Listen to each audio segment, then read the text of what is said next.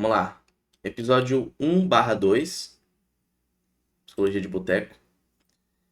Quero apresentar o primeiro tema aqui. O tema vai ser mais leve. Depois a gente vai pro tema polêmico, tá?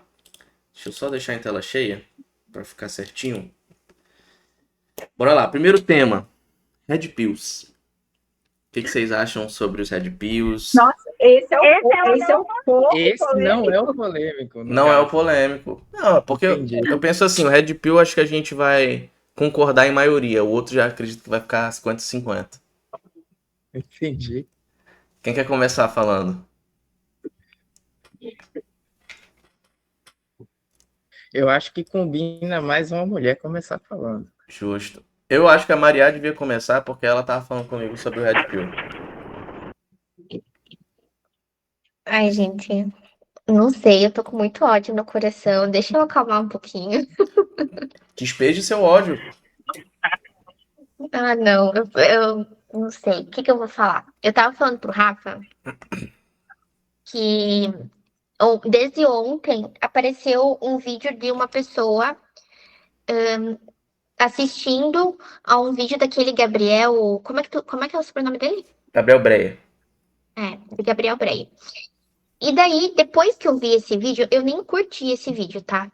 Eu vi e começou a aparecer vários outros no mesmo formato, das pessoas olhando para um debate onde ele estava com outras mulheres e argumentando contra o argumento que ele estava trazendo, que era um argumento bem incoerente e tal. Então, eu não sei se todo mundo conhece ele, mas eu não quero direcionar para ele em si, que o, ele não é o único exclusivo que propaga esse tipo de discurso de Red Pill, né? Mas sim do discurso de Red Pill em si. Eu acredito que não é novidade para ninguém que é um discurso muito misógino, muito incapacitante, muito machista, preconceituoso. Então, apesar de hoje a gente ver que tem muitas pessoas que não compactuam com esse tipo de discurso, tem ainda muitas mulheres e homens que visualizam esse discurso de misoginia, de preconceito, de machismo como realidade. E dos lugares que mais propagam esse tipo de discurso, na minha visão, claro que vocês podem discordar, que é o que eu e o Rafa a gente estava falando também, que é as formas de religião. Não é toda igreja, por exemplo, que faz isso, todo templo, ou todo local, ou todo pastor, ou todo padre, mas são locais onde realizam esse tipo de discurso como uma forma de opressão, na minha visão.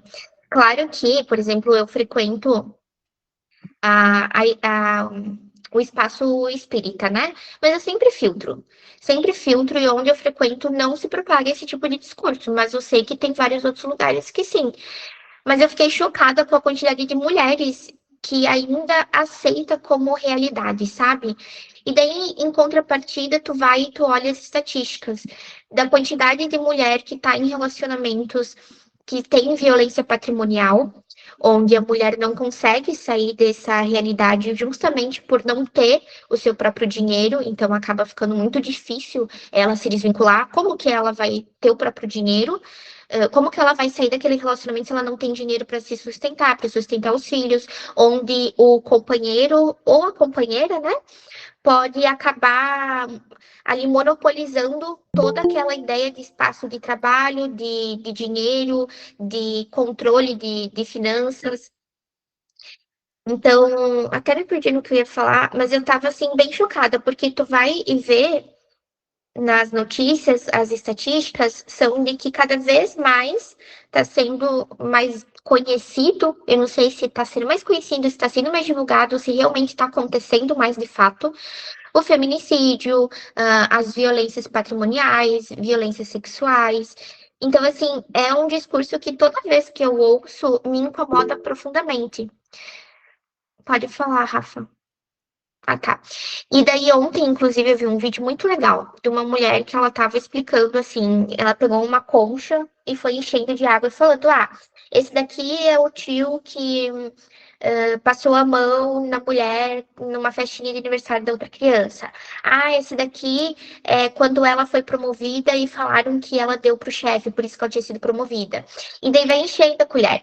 Aí quando chega uma pessoa e faz um comentário bobinho, uma brincadeirinha, essa mulher explode, fica com raiva. Por quê? Porque ela já tá de saco cheio de tudo aquilo que ela tá ouvindo de. Por exemplo, eu tava falando pro Rafa, na verdade, nem sei se falei isso, mas eu evitei entrar essa semana nas redes sociais, porque toda vez que eu tava entrando, é tipo uma caixa de Pandora. Tu não sabe qual que vai ser a próxima notícia horrível e tenebrosa que você vai ler.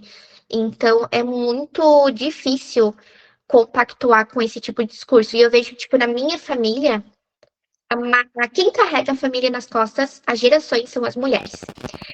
Os homens, assim, olha, me desculpem, mas eu admiro alguns, mas é uma admiração diferente, assim, porque eles não ajudam em construção de realmente família, né? E elas, algumas delas ainda têm esse discurso de que são inferiores, de que não podem, por exemplo, ser mais inteligente do que os homens, que a mulher tem que ficar em casa, tem que ter filhos, de que o homem tem que sustentá-la. E eu acho muito bonito, às vezes, pensar que bacana, não vou trabalhar e vou ter alguém para me sustentar, mas o que que tu deixa de viver de liberdade para ter isso? Porque tu perde. Toda vez que tu escolhe alguma coisa, tu tá escolhendo parar de fazer algo também. Se eu escolho ir na academia, talvez eu escolha parar e ficar deitada no sofá no meu tempo livre. Tipo, são escolhas. Então eu vou abrir mão do quê? Da minha liberdade, da minha autonomia, da minha voz? Pra mim, tudo isso é muito caro. Então, pra mim, não faz sentido.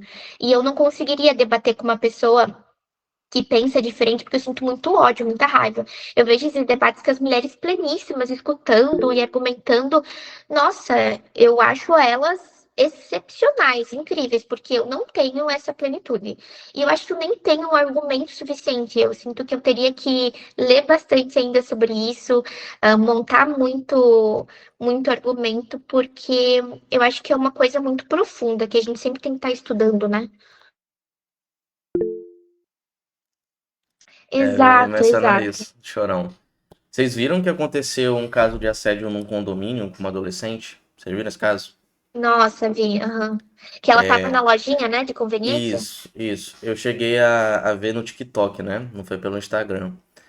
E o tanto de gente que tava falando que a culpa era da menina, da roupa que ela tava, eu achei aquilo bizarro. E aí eu atrelo muito isso ao discurso Red Pill, né?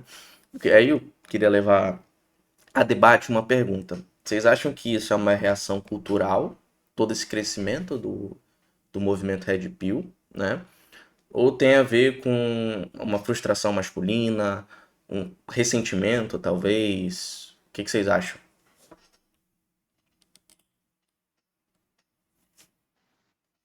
Vou falar. Eu acredito que, assim, a gente é difícil atribuir a causa de algo a simplesmente um fator. Por exemplo, quando a gente fala de saúde mental, né? Quando a gente fala da depressão, a gente entende que a depressão tem ali um, um apanhado de genética, de biologia, de comportamentos sociais. Então, a gente entende que é um conjunto. Quando a gente fala disso, eu acredito que a gente tem uma estrutura que fomenta esse tipo de discurso, esse tipo de comportamento, até porque desde os primórdios a ideia foi construída a partir do momento que Adão e Eva estavam lá no paraíso e de que a Eva foi a pecadora por comer uma maçã e que ela veio do corpo do homem, né? Que ela só existe porque o homem. Eu acho isso absurdo, absurdo, mas assim, eu respeito quem acredita, porque é uma ideia muito antiga. E eu não duvido dos achados arqueológicos nesse sentido, não quero entrar nesse debate. Mas assim, é uma estrutura muito patriarcal, muito machista, desde que a humanidade existe. Então, é difícil a gente desconstruir isso. Todas as lutas das mulheres nesse sentido são muito árduas, justamente porque a gente luta contra um grupo social que propaga isso de uma forma muito forte. Só que também, quando a gente estabelece que essa estrutura pode continuar vivendo ainda, a gente dá espaço para que, por exemplo, homens que têm um ego frágil se identifiquem com isso, para que homens, por exemplo, que tu falou ressentimento, né? Para que pode ser que tenha homens e mulheres nesse sentido que sintam ressentimento, que acham ali naquele tipo de discurso um aconchego, né? Eu tava até vendo esse cara aí, Gabriel, ele dizem que ele tem 1,56, ele mesmo fala de altura, e outras pessoas falam que eles estão mentindo. O ponto não é É se é mentira, é verdade ou mentira. não. É mentira? Ah, olha só. Mas assim, eu não entendo por que que ele mentiria sobre isso? Qual que é a intenção dele? Ele demonstrar o quê? Vulnerabilidade diante desse discurso? Não tô entendendo. A minha visão é mero engajamento e simples assim, porque, vou dizer a termos chulos aqui, o homem baixinho é a mulher gorda, entendeu? Tipo, aí ele pega esse lado e fala que sou baixinho, isso gera engajamento, porque vai falar, pô, o cara fala de mulher e tem 1,56 de altura, como se ele não tivesse propriedade pra falar, entendeu? É mais ou menos nessa linha que ele segue. Entendi. Uhum. É o que que acontece? Desculpa, Isa, te cortei. O que que acontece? Eles falam assim, que a lista de... Porque todo mundo acusa dos sete pios, fala, porque vocês têm uma lista de exigência enorme, não sei o quê, não sei o quê. Mas o que que a mulher fala? Homem com menos de 80 é amigo, entende? Aí, por isso que ele fala, é, traz isso, né?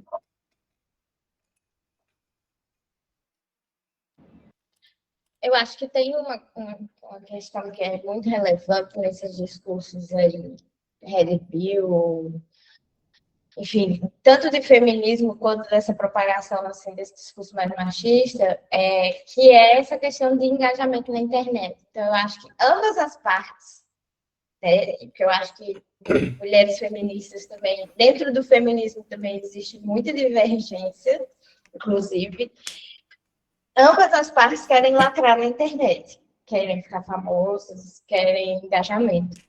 Então, eu acho, às vezes, ambos os discursos problemáticos dentro da internet. Então, obviamente, a internet deu espaço para a realidade ficar mais escancarada de certas coisas, do próprio machismo, mas ela também floreia a realidade, visto que esses influenciadores querem atenção também. Então, eu acho que a gente tem que ter também muita crítica para fazer essas análises nesse sentido.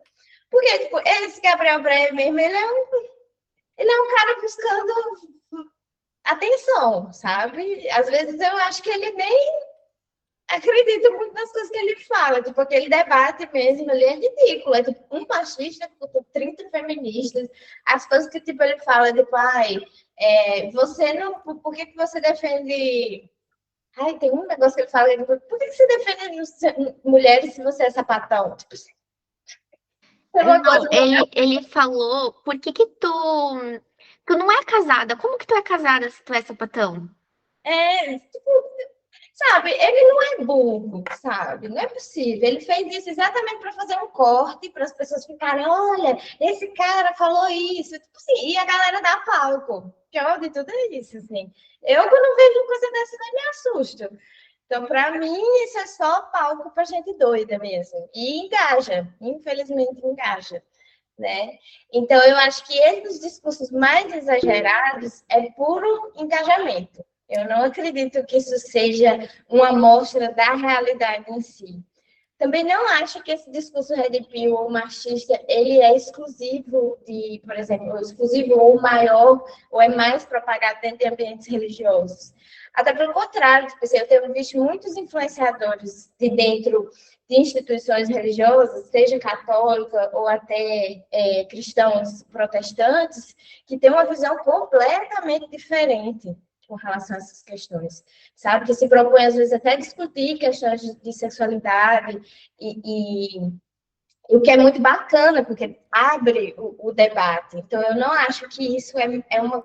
Inclusive, tipo assim, eu não sou uma pessoa religiosa, mas eu fui criada dentro do espiritismo kardecista e eu via muito preconceito dentro do espiritismo. Já fui em ambientes, por exemplo, de Umbanda, de Jurema, que aqui no Nordeste é muito comum, até nas consagrações de ayahuasca que eu também fui, você vê essas coisas. Você vê, porque é institucionalizado, assim, né? Está dentro da nossa sociedade, é algo que é cultural, vamos dizer assim. O que eu vejo sobre isso de rage bait, querendo ou não, a gente na internet é uma guerra de atenção. Atenção é dinheiro, não tem pra onde correr. Então, na minha visão, tá, Mariana? Acredito que 80% das coisas que ele fala, ele não concorda. Não estou defendendo ele de forma alguma nisso, tá? Mas eu vejo que é o ganha-pão do cara e ele vai fazer o que puder pra, né, chamar atenção. Não é o tipo de coisa que eu sou a favor. Eu não gosto de puxar essas polêmicas assim, falar absurdos. A gente chama isso de marketing negativo. É tipo, tu tomar hate só pra ser escutado. Isso tem o Café com Teu Pai, tem o Ryan Santos, tem uma porrada aí de Red Pill. E do lado feminista também. Eu acredito que qualquer extremismo, seja pro lado esquerda, direita, em cima, embaixo. Falem bem, falem mal, mas falem de mim. Essa é a temática desse marketing. Mas eu acredito que qualquer extremismo, e esse é o problema, engaja. Entendeu? Isso não só no movimento Red Pill, no movimento feminista, em qualquer outro movimento, principalmente político, né? O cara que é da extrema direita vai ter muita gente xingando ele da esquerda, mas vai ter muitos fãs de extrema direita. E o contrário mesmo. É fã de Charlie Brown, com certeza. Espero que todo mundo aqui. Mas assim, na minha visão, e aí eu até queria abrir para vocês comentarem um pouco do que vocês acham sobre essa questão de extremismo. Vocês acham que existe de fato essa dicotomia? Se, enfim, o que vocês acham? Eu acho muito burro pensar nessas polarizações. Eu acho que isso enfraquece, empobrece muito o debate. E o mundo não é 880, as coisas não são assim. E isso aí vira uma guerra de discurso, sabe? Tipo, o feminismo não é contra o machismo. Tipo, mulheres e homens são diferentes. Biologicamente, culturalmente, existem diferenças de gênero. O feminismo não é sobre a gente ter os mesmos direitos que os homens, fazer as mesmas coisas que os homens, porque nós somos diferentes, nem melhores nem piores. Nós só não queremos ser subjugadas ou tratadas como o segundo sexo. Mas isso não quer dizer que a gente também tenha limitações. Essas coisas existem. Então, entre um polo e outro, sabe, tem muita coisa, não dá para tratar. Eu acho que isso empobrece drasticamente o debate. Eu também concordo. Eu vejo que o fenômeno psicológico da generalização, né, eu acho que ele deixa de se atentar a esse espectro, a essas matizes, essas nuances, né? Então, por exemplo, até pela nomenclatura do movimento, Red Pill, né, que eles pegam ali do Matrix, da pílula vermelha, é como se eles estivessem mostrando que eles descobriram a realidade do que são as mulheres. E eles estão generalizando. Eles pegam, muitas vezes, casos isolados e eles dizem, não, toda mulher é assim, toda mulher é manipuladora, toda mulher quer se aproveitar do homem.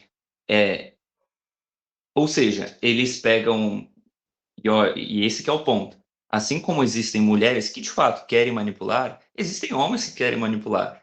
Só que se você pega um caso, um fato, uma situação, e você generalizar uma classe, ou a um sexo, ou um gênero, você está julgando o grupo por um indivíduo, né? Então, tudo aquilo que se propõe a ser 880, preto e branco, muitas das vezes acaba gerando esses efeitos psicológicos nas pessoas, né? De sempre interpretar o outro como um inimigo. E isso ressoa, acredito que vocês também percebem isso, na clínica.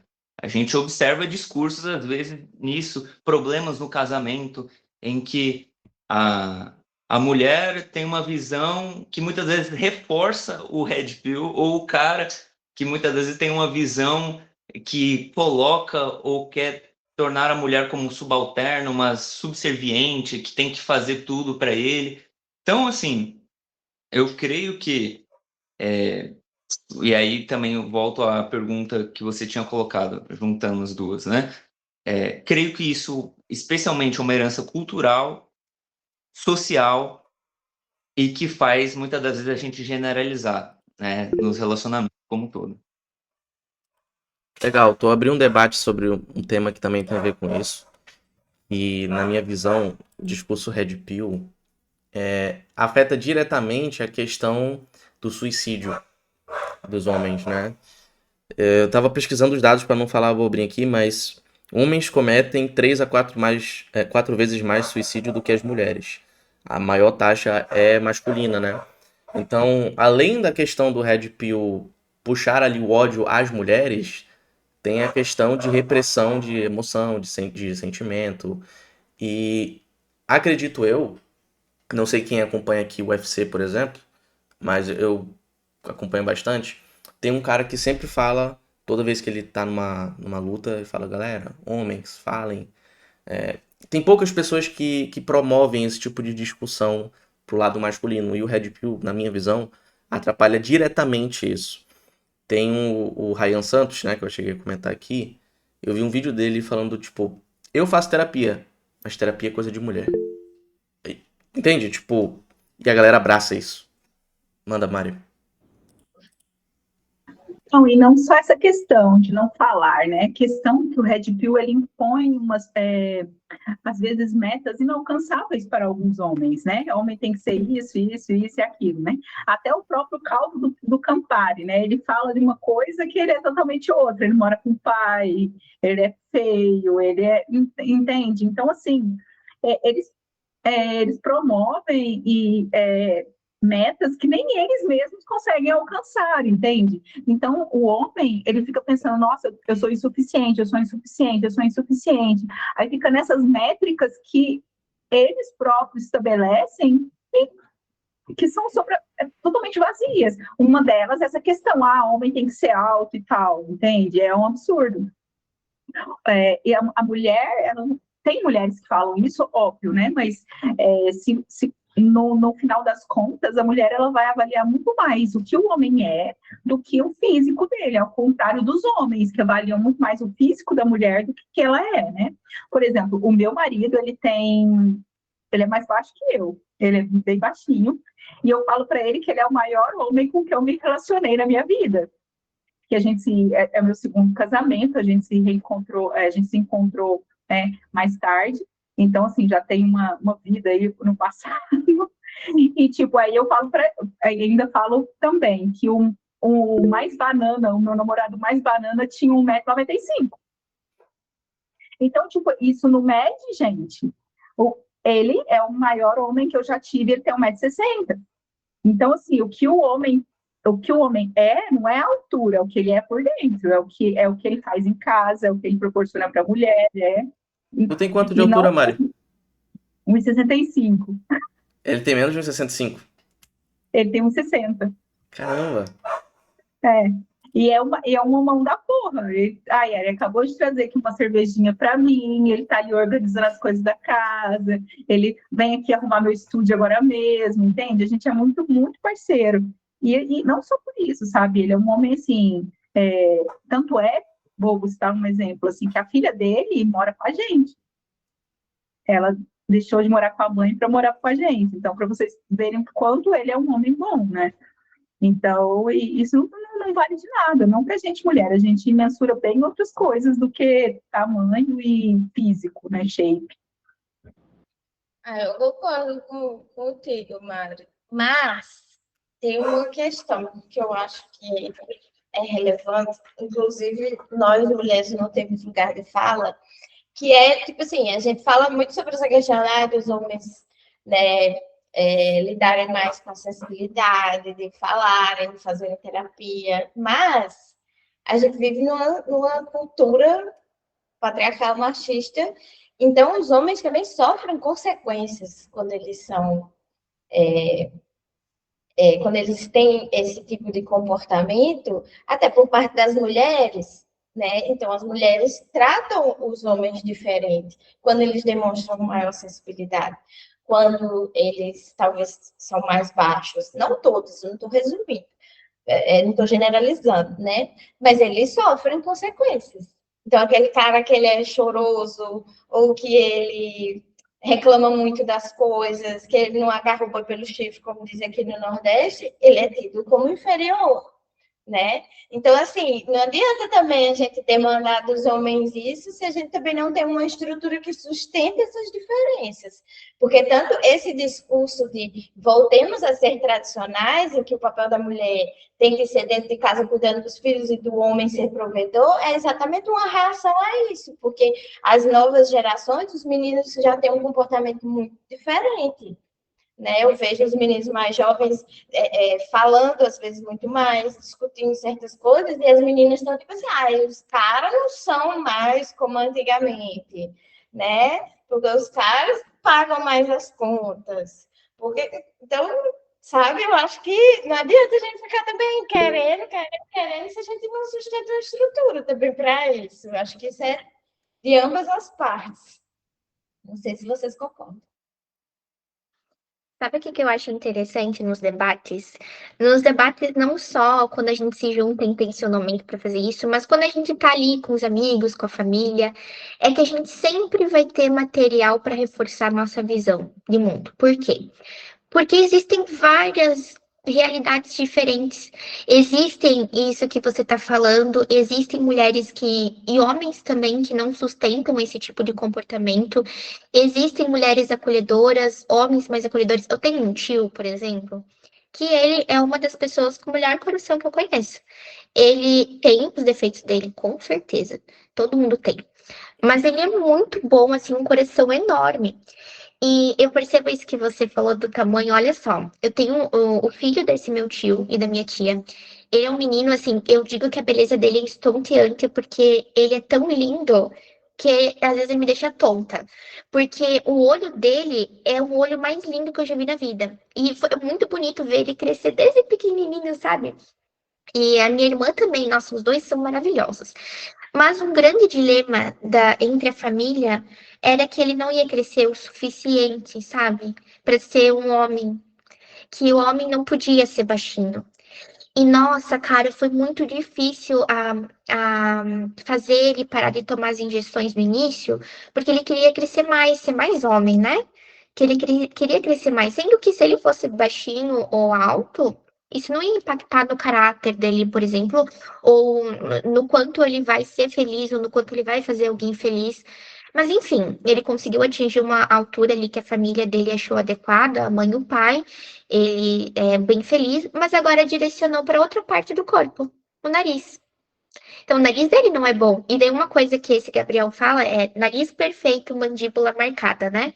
Que reforça bastante essa ideia de que o homem também tem que estar, se não estiver atendendo um padrão ali de ser homem desejável, também tem que se sentir inferior, também tem que se sentir mal. Então, quando a Isa fala desse padrão ali, e o cabelo de príncipe, exato. Então, quando eu entendo que muitas das questões, assim, desses tipos de discurso, vem de uma ideia também de que esses homens que propagam isso também podem estar machucados. De que, quando a Mari fala, né, que gosta de atender homens, eu fico feliz, porque são poucas mulheres que se sentem confortáveis. Então, assim, cara, que bom que tem profissionais, tanto homens quanto mulheres, que querem atender homens ainda. Eu não me sinto confortável, mas quando vem um homem que está disposto, eu tenho pacientes homens. E eu amo eles, de verdade, um amor psicológico, né? De atendimento. Mas, assim, amo os meus pacientes, tanto homem quanto as mulheres, porque ali não é a questão de ser homem em si, mas sim o caráter. o diálogo, a riqueza nos detalhes do que essa pessoa vive, do que ela enfrenta, de como ela lida com isso. Eu acho que isso vem muito além daquilo que a gente pode classificar como homem ou mulher, né? Enfim, divaguei aqui, nem lembro o que que eu comecei a falar.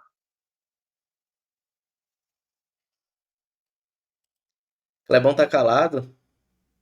Não era? Tô achando também. O que você acha, Clebão? O Wendel também, não falou nada. O Wendel, Tava pensando Wendel aqui. também. É porque, assim,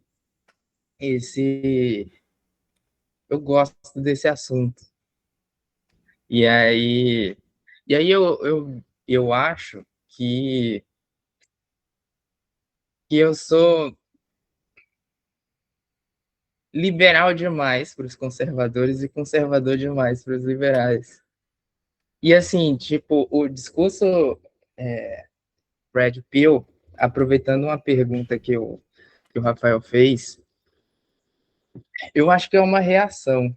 Que ele meio que veio, pelo menos, pro mainstream, né? Ele veio depois de muita coisa. Acredito que ele seja bem recente, essa coisa de Red Pill. E eu acho que é uma reação, como vários outros movimentos são.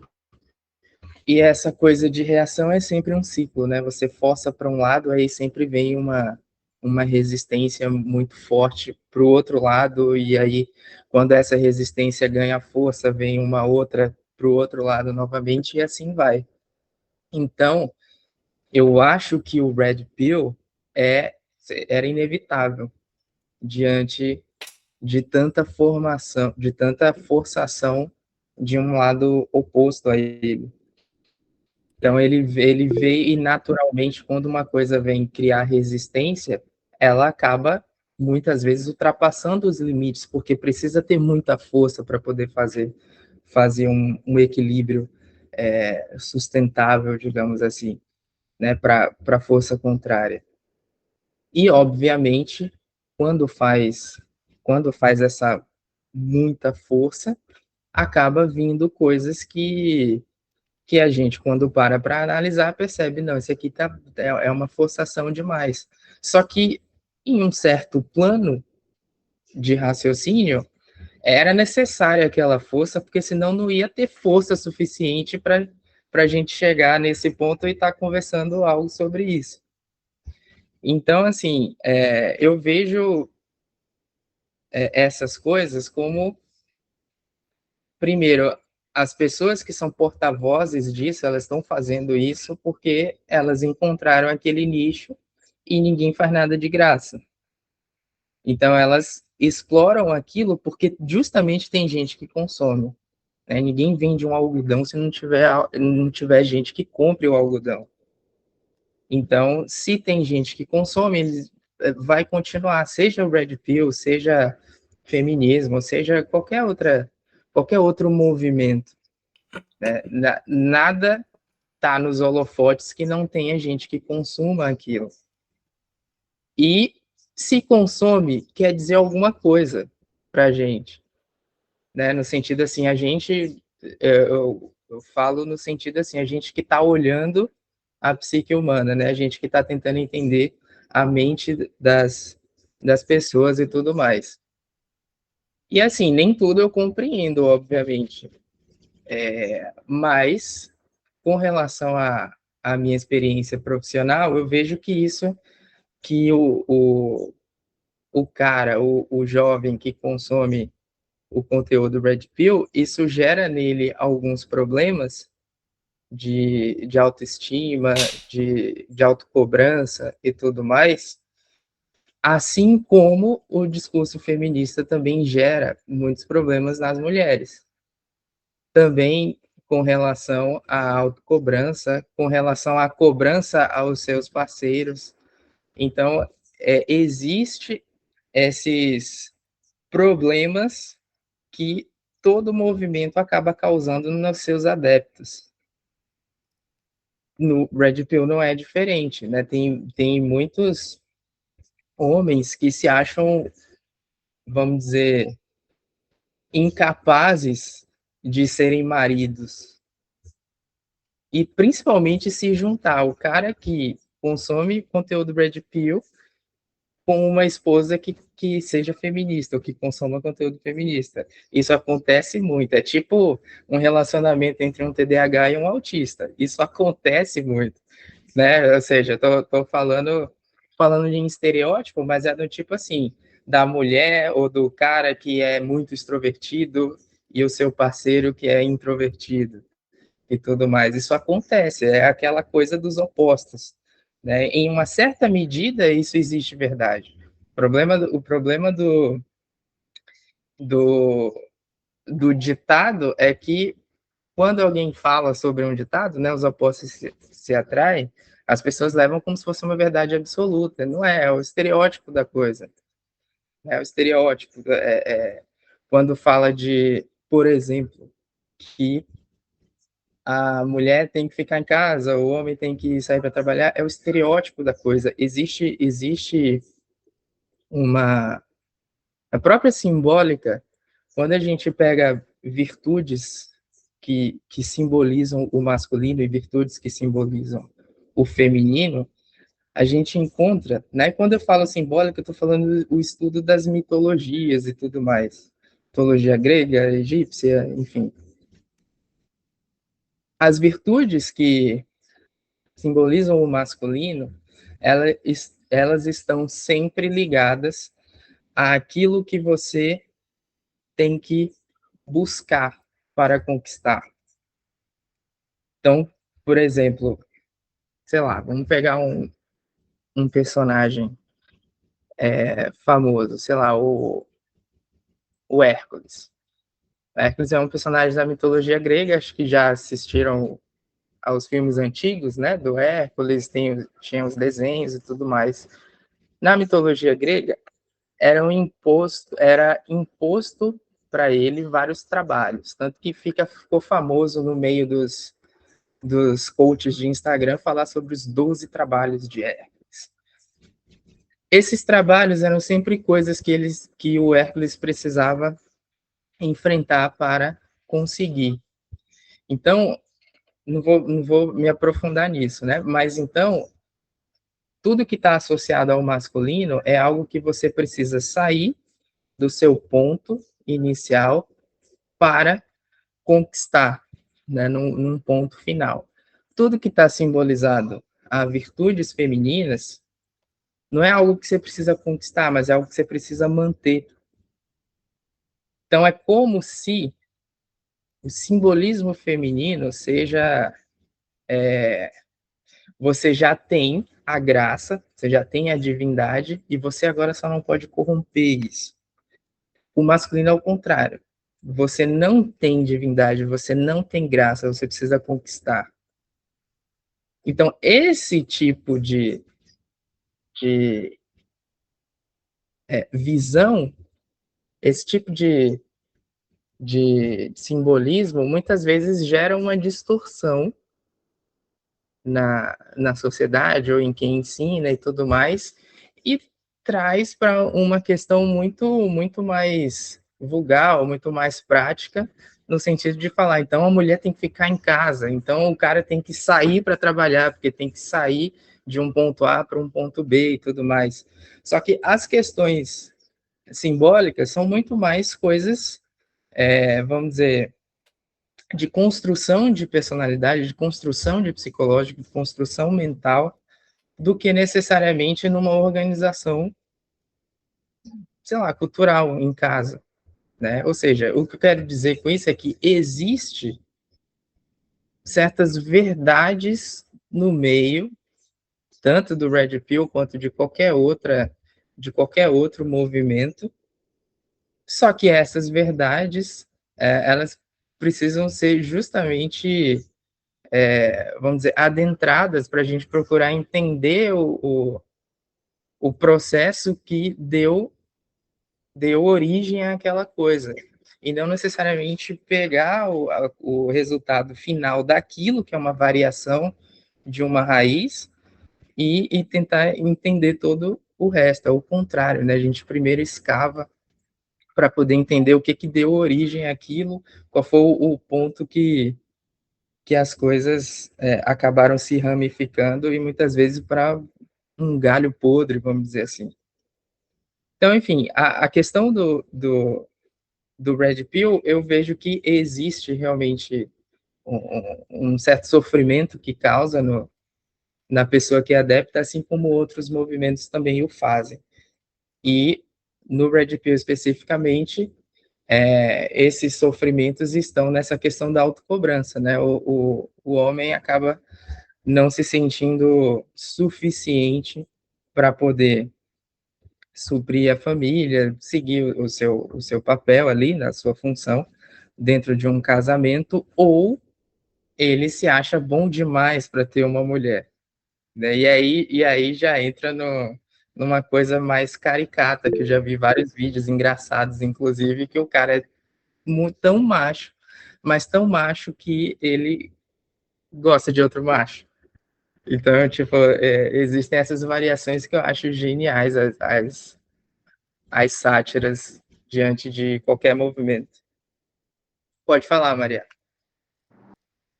Provavelmente vocês não vão concordar comigo, o intuito a gente não é concordar, né?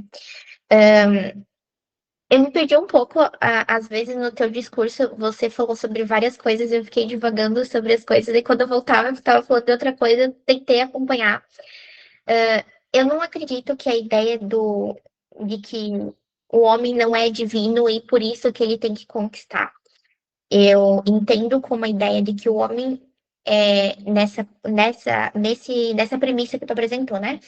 Que ele é o único capaz de ir lá e conquistar aquilo. E que a mulher não seria capaz o suficiente para estar numa liderança, ou de estar no poder, ou estar ali numa situação de debate, por exemplo. Por isso que ela não é posta.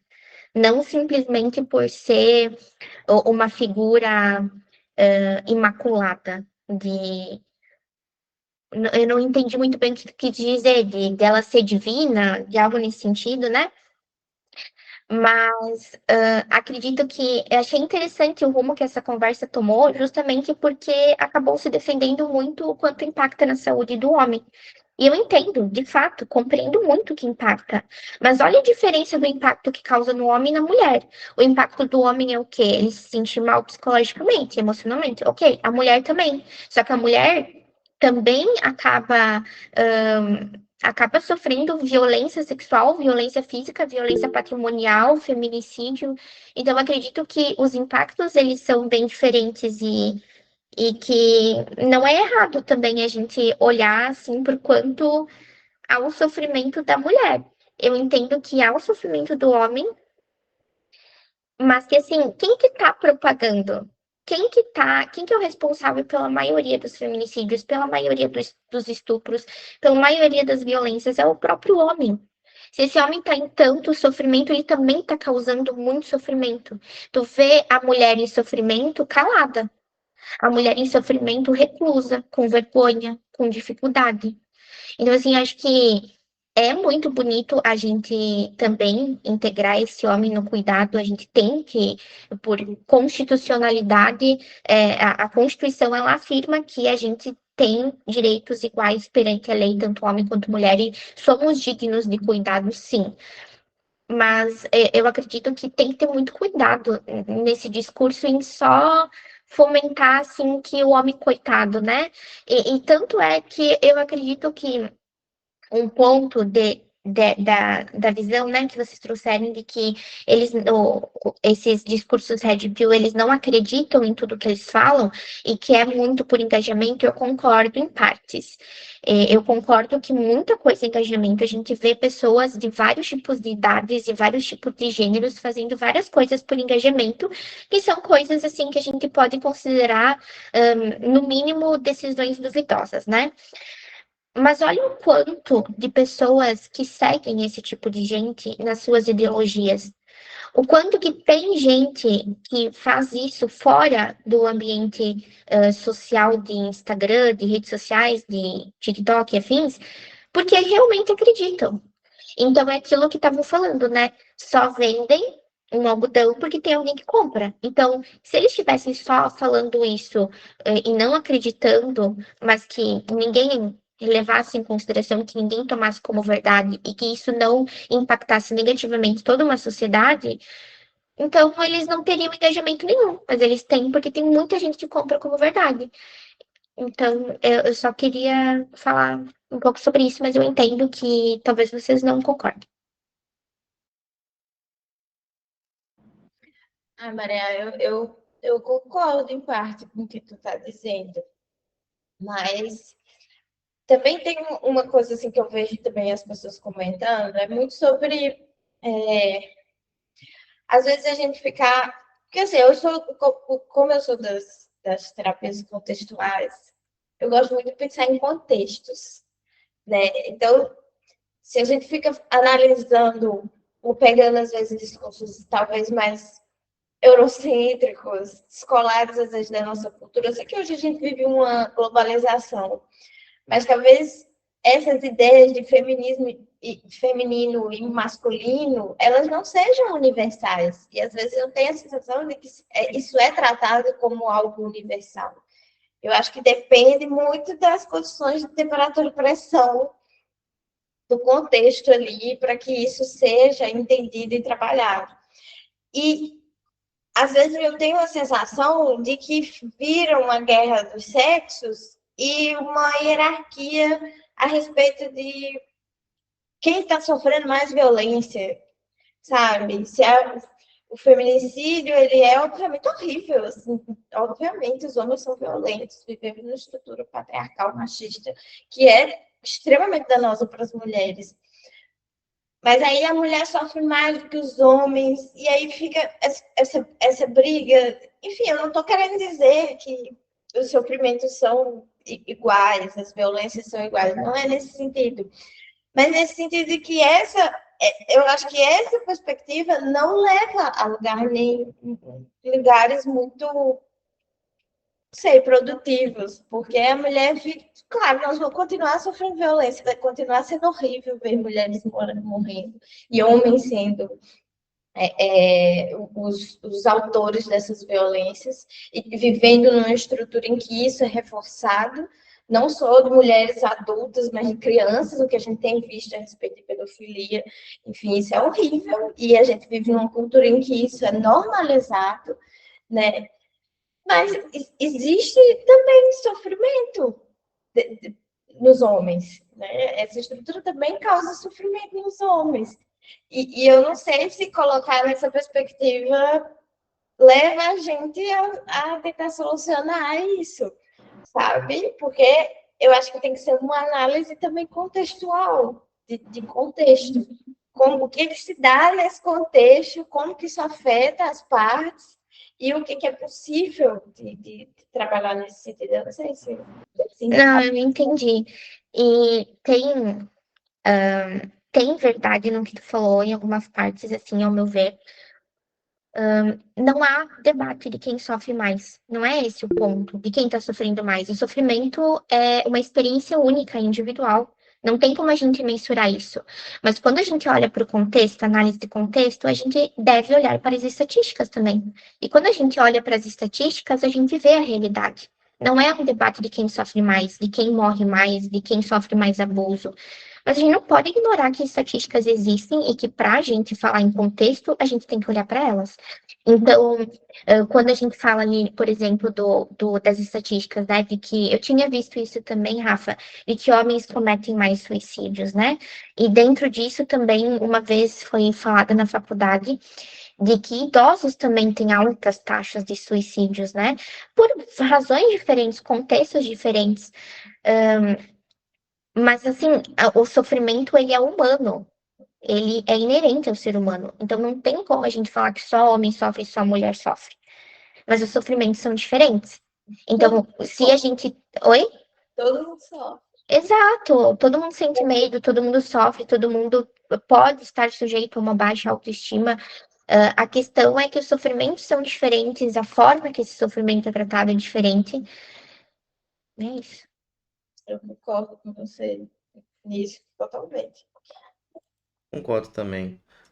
Fala aí, Wendel, o que tu acha sobre isso? Tá caladão?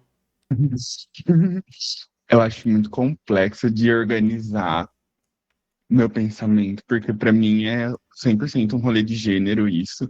Se a gente está falando de Red Pill, a gente vai estar falando, né, do que é esperado de ser homem e o que a sociedade espera. Eu concordo com o Kleber quando ele traz a questão de que talvez fosse inevitável a gente estar vivendo esse movimento de Red Pill, porque se a gente olhar lá 2016, um pouco para trás, a gente estava discutindo sobre liberdade sexual, sobre gênero, a gente estava indo para uma era um tanto quanto mais progressista, por assim dizer, mais liberal, e obviamente que vai surgir o contraponto. Isso é história, né? O tempo inteiro está acontecendo essas duas polaridades, uma se opondo à outra. E, ao meu ver, tudo isso é produto de várias coisas, do momento histórico, do capitalismo tardio que a gente está vivendo, das coisas que a gente está perdido, sem saber, por exemplo, sei lá, tipo, nossos pais, avós, você sabia, se fizesse uma faculdade, se prestasse um concurso público, você ia comprar uma casa. Hoje em dia, você não tem mais essa realidade, a gente não tem mais essas verdades absolutas como a gente tinha antigamente. O tempo inteiro a gente está discutindo, a gente está revendo os conceitos, e muito rápido, por conta das redes sociais. Uma coisa que hoje está todo mundo concordando, daqui um mês, talvez não vai ser nem falado, hoje já vai ter mudado totalmente, é tudo muito rápido, tudo muito líquido, né? Bauman. Então, eu acho que o movimento Red Pill, ele é um contraponto, sim, dessas coisas que já vinham sendo discutidas. Eu acredito que é o rolê, sim, da questão do rage bait, que eu até falei, e interessa alguém. Alguém tá ganhando com isso. Esse discurso, ele não tá aí solto no mundo. Se tem esse movimento, é porque alguém tá ganhando alguma coisa. E concordo com a Ana, né, quando ela fala do estatística, né? Não é uma Olimpíada de quem sofre mais, mas se a gente pegar e olhar em volta, mulheres estão aí morrendo, mulheres, pessoas trans, enfim, minorias no geral estão a todo momento morrendo. Então, acho que é complexo a gente falar nisso, de tipo, o que exatamente, mas sim olhar contexto histórico. A gente vive um contexto reacionário, histórico extremamente reacionário, para todo mundo meio que naquela tensão de, tipo, a qualquer momento vai sair uma briga, né? Acho que, pelo menos aqui no Brasil, depois de 2018, essa polarização ficou muito mais forte, muito mais... Hoje em dia, qualquer coisa que você fala se torna um grande, tipo, você se posicionou de determinado jeito ou de determinado outro. O rolê da Havaiana, gente. O que foi aquilo no começo do ano? Foi um negócio muito simples e se tornou uma briga política extensa, um negócio assim que não fazia sentido. Mas eu acho que é por conta disso. A gente tá entre guerras, né? O tempo inteiro aí. Se a gente olhar, acaba bombardeando os países. Então, tá todo mundo muito tenso, tá todo mundo nessa sensação de, tipo, a qualquer momento vai acontecer alguma coisa. Esperamos que não seja a Terceira Guerra Mundial, né? Mas tá aí coisas deixando a gente com medo.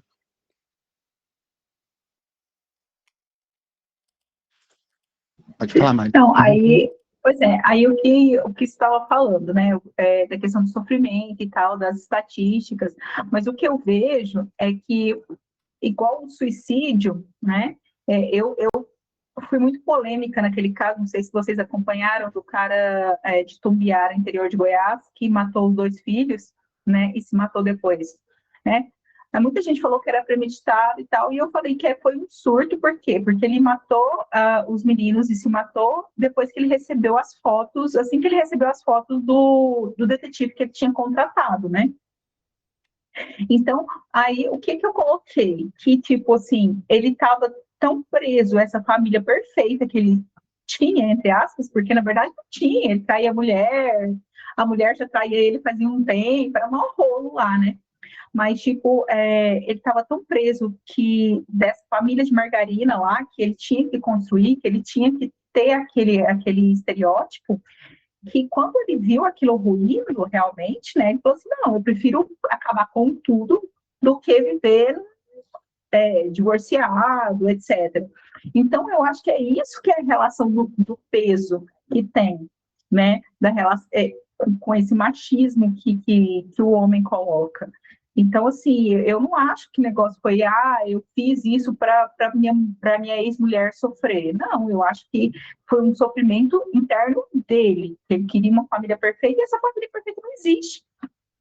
E é isso que o movimento Red Pill, ele quer, um homem perfeito, tipo assim, como é que chama aquele moço lá do Avengers? Um Homem de Ferro, sabe? Ele quer o cara bonito, rico, cientista, milionário, filantropo, e, gente, não existe, esse cara não existe, né?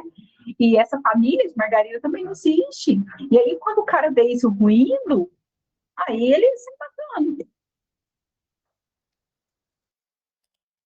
Show, show. Adentrando um pouco no que o Wendel falou de guerra, né? A guerra, possível guerra que tenha acontecido, tem muito a ver com religião, né? E esse era o tema polêmico que eu queria abrir com vocês, sobre religião. Bora lá. Primeiro ponto.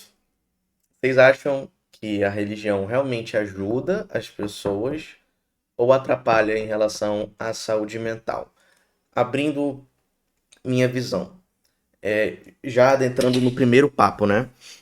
Acredito eu que a Igreja Católica está diretamente ligada à sociedade patriarcal machista que temos. Ponto.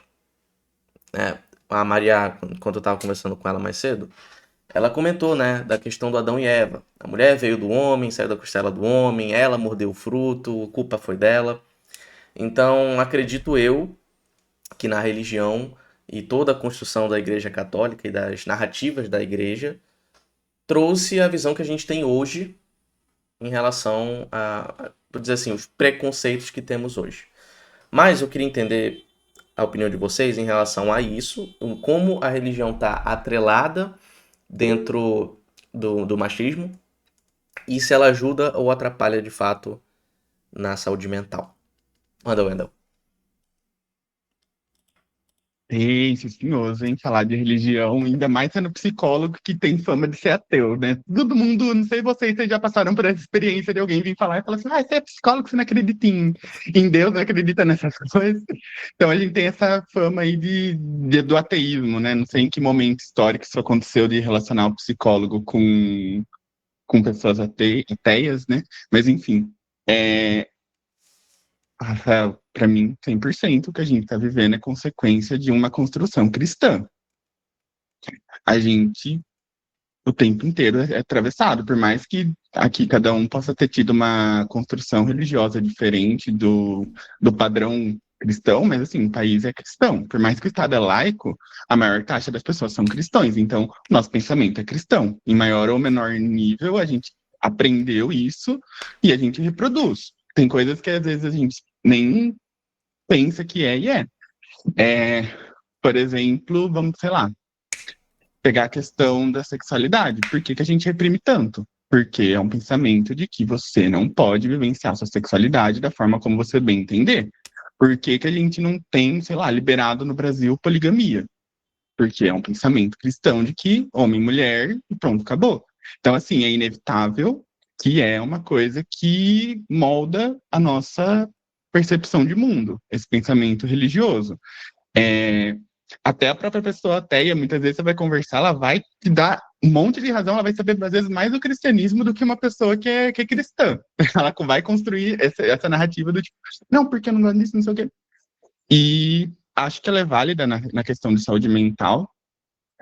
Uma vez, há muitos anos atrás, eu até compartilhei um post acho que foi no Facebook, que tá tudo bem você ter a religião como uma muleta para você enfrentar as coisas, para te ajudar, não muleta pejorativo aqui, mas sim como mais uma coisa de sustentação. Mas quando você pega a muleta e quer dar na cabeça dos outros, aí se torna um problema. Então, assim, você ter essa religião, você ter essa espiritualidade, né, como uma coisa que conforta, que te dá sentido de vida, ótimo. Mas a partir do momento que você pega essa visão que é sua, que é individual sua, e você quer que outras pessoas mudem o jeito delas de viver a vida delas, porque você acredita em determinadas coisas e que acha que a sociedade tem que ser de determinadas formas, aí esse é o problema. Tem pacientes aí que eu trabalho super, que trazem questões religiosas, que me põem, às vezes, até para estudar um pouco mais, entender um pouco mais, e eu tenho que dialogar com isso, porque é uma questão da vida da pessoa como qualquer outra. Então, acho que é inevitável a gente pensar sobre isso, mas o fato é que a gente é uma bancada evangélica. Quando determinadas coisas, por exemplo, o aborto, não passa, porque tem uma galera votando não pensando em uma questão de saúde pública, mas sim numa questão, você está matando uma vida, você está indo contra aí, afeta a gente. Então é inegável que a religião ela é muito responsável, sim, por esses problemas que a gente enfrenta aí em questão de o que é ser homem, o que é ser mulher, o que é ser uma boa pessoa. Acho que é um rolê que afeta, assim, a gente o tempo inteiro.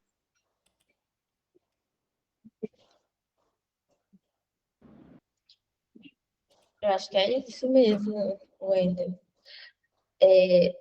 Partindo de uma perspectiva assim comportamental, eu acho que toda estrutura social ela precisa de regras, né?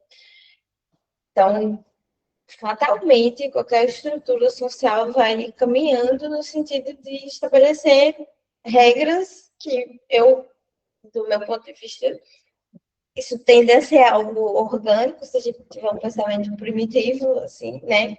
E que isso vai fazendo sentido dentro daquele desenvolvimento daquela cultura. Então, de fato, a religião funciona como um código de regras, né, de normas que dita comportamentos. Eu não sei se eu acredito que ela surge, assim, na verdade, eu acredito que ela surge talvez de forma a refletir questões econômicas, sociais, e por uma questão de ir se tornando um discurso hegemônico, ela vai tornando-se forte, né? E aí a gente, por ter sido colonizado por um país de origem católica, cristã, a gente acabou absorvendo isso dentro do nosso processo de colonização, mas também não sei como que seria a nossa estrutura social se talvez a gente não tivesse sido colonizado, como que eram os índios. Existem os índios, os indígenas. Não existe muito material, porque esse pessoal foi dizimado, a respeito de como que eram as estruturas sociais deles. E o pouco que se tem, se sabe que existiam estruturas bem divergentes, coexistindo, né, em termos de com relação a quais eram as divindades que eles cultuavam, mas o que permanecia talvez o que era comum a essas estruturas era essa relação com a natureza, que a floresta dava tudo, né? Ela dava o alimento, ela dava o remédio. Então, essa estrutura social foi se organizando ao redor disso, né? Então, não sei como seria, mas, enfim, eu acredito que faz sentido que a religião incida dessa maneira no machismo, por conta desse mito original, enfim. Mas eu também acho, assim como o Wendel disse, né, em outras palavras, que um comportamento religioso, assim, né, nenhum comportamento isolado do contexto, ele é bom ou ruim, né? Ele é funcional ou disfuncional. Então, um comportamento religioso dentro de contextos específicos e de histórias de vida daquele sujeito, ele pode ser muito benéfico. Muito, muito, muito, muito. Independente de ser cristão, ser de outras vertentes aí religiosas, pode promover saúde mental e pode ajudar o indivíduo a se organizar, voltar a ter sentido na vida, né? Então, eu concordo que a estrutura com relação às instituições religiosas podem promover sofrimento, mas ela também pode promover saúde. Então, fica nessa coisa de como é que isso está atuando dentro de um contexto, dentro da história de vida do sujeito. Então, se chega, por exemplo, um paciente LGBT que dentro de uma estrutura cristã muito conservadora, em que ele sofre por ele não conseguir expressar essa parte da vida dele, ou conseguir ele mesmo lidar com isso gera sofrimento que se transforma em disfuncionalidade na vida dele, obviamente aquela estrutura está sendo danosa para ele, né? Mas se a gente vai analisar no contexto de uma pessoa que está passando por um processo depressivo muito debilitante e vai lá consagra a ayahuasca e tem uma revelação divina e começa a se conectar com algo maior do que ele, encontrar sentido na vida, aquela estrutura está sendo completamente funcional e adaptativa na vida dele, né? Então, como tudo na vida, a gente tem que analisar esses contextos, mas de fato é uma estrutura que talvez, né? Eu acho difícil falar essa coisa de maioria ou não, mas que pode ter um potencial danoso, infelizmente. Show. Eu vou dar uma viajada aqui, citar dois autores, para a gente expandir um pouco o tema, né? Mas o que tu falou, eu concordo 100%.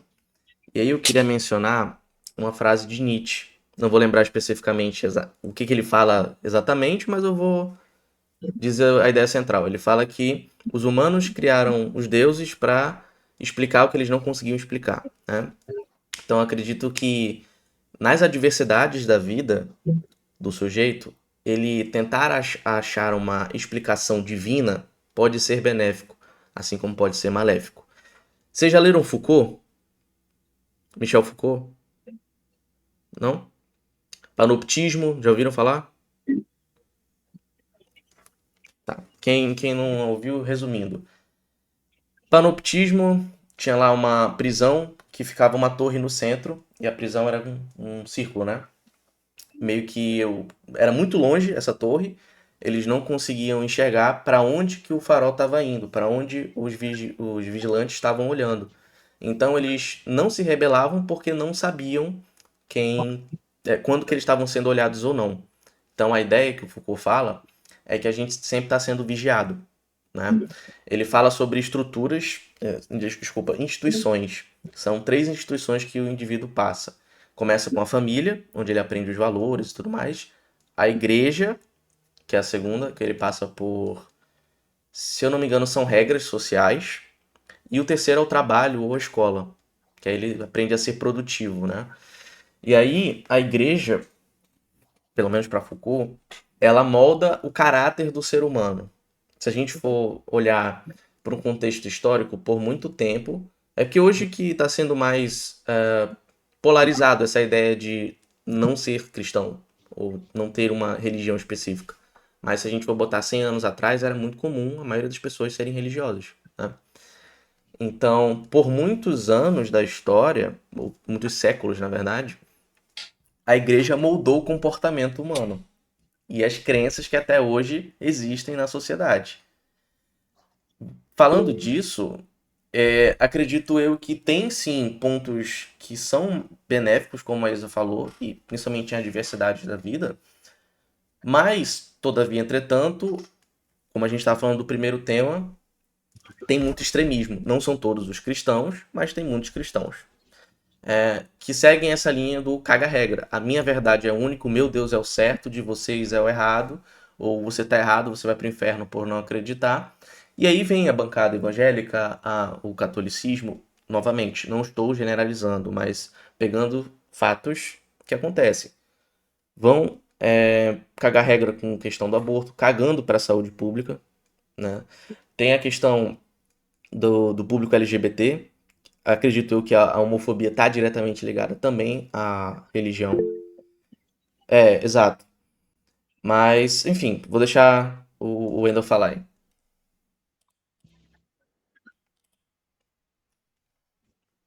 Não, eu já pontuei, fica à vontade. Tá Tá mutado. mutado. Tá multado. Desculpa, não vi que tava. Desculpa, né? Se você estava falando, eu lembrei do próprio feudalismo. Se você nasceu plebeu é porque Deus quis, se você nasceu nobre é porque Deus quis. E daí só se quebra a hora que a burguesia começa a ganhar dinheiro e precisava enriquecer, e a igreja muda o posicionamento pro se você tem saúde, você pode ganhar dinheiro. Então, assim, falar que não influencia a sociedade como um todo, né, não é pensando na história. Eu acho que é inegável o quanto que a religião está presente no nosso dia a dia. E daí você falou do Nietzsche e tal, tudo. Concordo plenamente. Manda Mas mais. aí a gente está falando muito sobre só a religião cristã, né? E o que a religião cristã tem de ruim. Gente, e às vezes, e o que a religião cristã tem de bom? Por exemplo, eu tenho um paciente depressivo que não tem vínculo de comunidade nenhum. Qual que é a comunidade dele? O grupo de jovens da Igreja Católica, o grupo de jovens da Igreja Evangélica. Você entende? Aí a gente tem que avaliar também não só a construção histórica, blá, blá, blá, que eu concordo plenamente, isso tudo que o cristianismo trouxe para a gente, mas a gente tem que avaliar, como a Isadora fala, o contexto. Às vezes o paciente só tem aquilo. E para mim, se a única forma dele se socializar é no grupo de jovens da Igreja Católica, da Igreja Evangélica, para mim está ótimo. E outra, a gente está colocando aqui cristianismo. E as outras religiões? Se a pessoa for budista, ela vai, olha, entrar no mindfulness, vai fazer um monte de coisa, né? Vai fazer meditação, vai fazer, sei lá, vai ser vegano. Isso é importante para ela, né? E se a pessoa for de uma religião de matriz africana, olha, o que ela vai ouvir desse orixá, desse cara que tem lá, o preto velho, o que tem para falar para ela? Às vezes o velho está falando é a mesma coisa que a gente está falando há um mês. Aí o preto velho vai lá e fala para ela, a Maria Padilha vai lá e fala para ela, e ela acredita. Nossa, mas você está falando igualzinho o preto velho falou para mim. Eu, beleza. Eu acho que assim, aqui a gente está minimizando muito a religião, a Igreja Católica, o cristianismo. Mas, gente, tem um monte de outras vertentes, né? As pessoas que seguem, sei lá, o espiritismo lá de Kardec, que vão fazer lá a campanha do quilo todo sábado, né? As pessoas que vêm lá da Testemunha de Jeová, que elas têm que entrar em contato com um monte de gente, porque elas têm que pregar toda semana, né? Então, tipo, gente, não é de forma ruim, a gente tem que analisar sempre o contexto. Eu, sinceramente, eu não, por exemplo, tem uma paciente minha que falei para ela, nossa, grupo de jovens da Igreja Católica, vai lá, se inscreve, se joga, você vai ficar 3 dias sem celular, 3 dias se conectando com pessoas que você nunca viu na vida e tal, saca? Tudo tem seu lado bom e seu lado ruim, a gente não pode generalizar sem saber o contexto.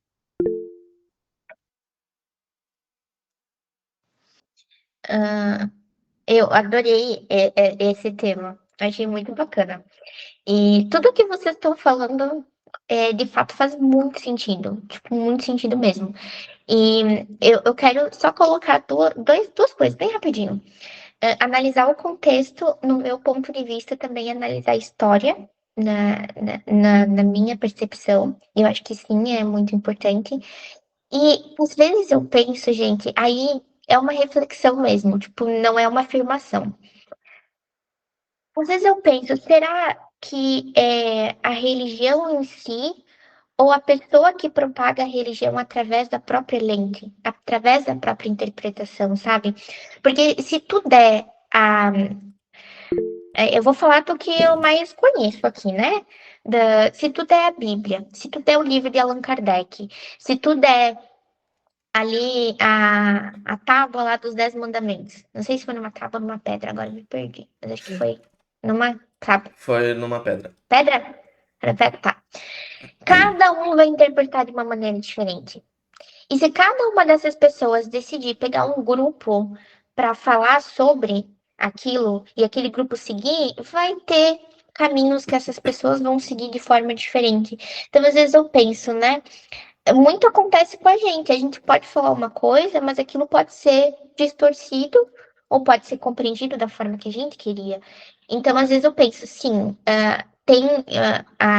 tem locais que utilizam determinada religião para propagar, por exemplo, discursos de ódio, né?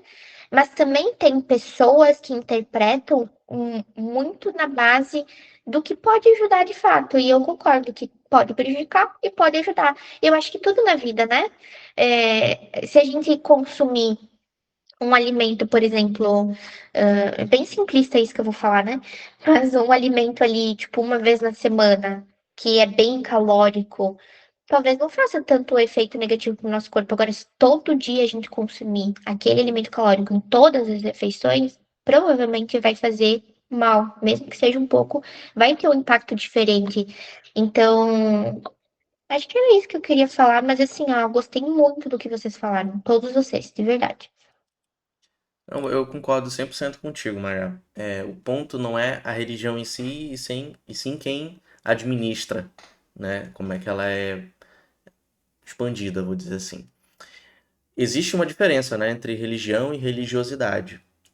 Que a religiosidade vem mais do individual, da fé, que eu acredito que é super importante em todos os âmbitos.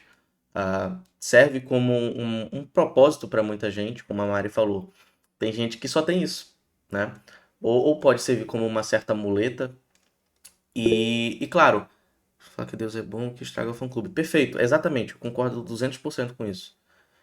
E aí a gente bate nesse ponto de que muitas pessoas se afastam da religião por enxergar nessas pessoas como pastores muito famosos aí que roubam, desviam dinheiro, enfim, pedem dízimo exorbitante, mas elas se afastam da religiosidade por esses pontos da religião, né, das pessoas dentro da religião, corrigindo. Então, por exemplo, a Bíblia, ela tem muitos ensinamentos que são importantes para a sociedade, como o dinheiro. Não sei se quem já leu a Bíblia aqui, mas a Bíblia fala muito sobre dinheiro. Tem mais de, sei lá, 2.000 versículos sobre dinheiro. Provérbios, né, de Salomão, fala muito sobre gestão, enfim. Tem muitos ensinamentos ali que poderiam ser propagados de uma forma mais leve, na minha visão. Mas por essa questão do controle da religião, desculpa, de quem lidera ali a religião, acaba afastando o público, né? Mas eu concordo 200% com o que a Mari falou, com o que a Maria falou também. A religiosidade, especificamente, ela é muito importante para o indivíduo. Mas acredito que a forma que a religião ela é manejada afasta muita gente da religiosidade. Até os próprios cristãos, muitos cristãos dentro da igreja não têm essa religiosidade. Eles só estão lá, logicamente, gente, eu não estou generalizando, tá? Mas muitos estão lá pelo medo do inferno, ou porque só cresceram naquele lá e eles vão lá, não escutam o que o padre fala, o que o pastor fala, o que o pai de santo fala, só estão lá por estar, como uma obrigação moral e ética. Mas, enfim, vou deixar vocês falarem agora. O que vocês acham? É trabalho multiprofissional quando a gente atua junto com o Preto Velho, com a Pomba Gira, a gente pode considerar. Deixa eu colocar aqui alguns pontos que eu acho interessante. Primeiro, em relação religião e saúde mental. Eu li um livro chamado Psicologia, do David Meyer, que a gente utiliza bastante na graduação, né? E ele fala, resumidamente, 4 coisas do porquê que religiões elas podem ajudar muito. Primeiro, um senso de propósito e significado na vida. Então, dá uma sensação de que você tem um propósito. É até difícil você falar de propósito sem colocar Deus na equação, né? Qual que é o meu propósito? Aí você vai tentar ver biologicamente, né? A evolução me deu o propósito de, né? Não tem como, você tem que colocar Deus na equação quando você fala de propósito e significado. A segunda coisa, o senso de comunidade que vocês chegaram a mencionar, de pertencimento. Eu faço parte de algo maior do que eu mesmo. Eu tenho um grupo, eu tenho um lugar. Terceira coisa que o David Meyer coloca é muitas religiões têm dogmas, ritos, um código moral que favorece bons comportamentos, que, por exemplo, contra, por exemplo, o vício em álcool, o vício em drogas, em cigarros, em várias coisas que muitas das vezes faz as pessoas se autodestruírem, né? E uma outra coisa que deixa eu ver, a ideia de essa ideia de muitas das vezes, peraí que eu me perdi aqui, significado, comparação, tá?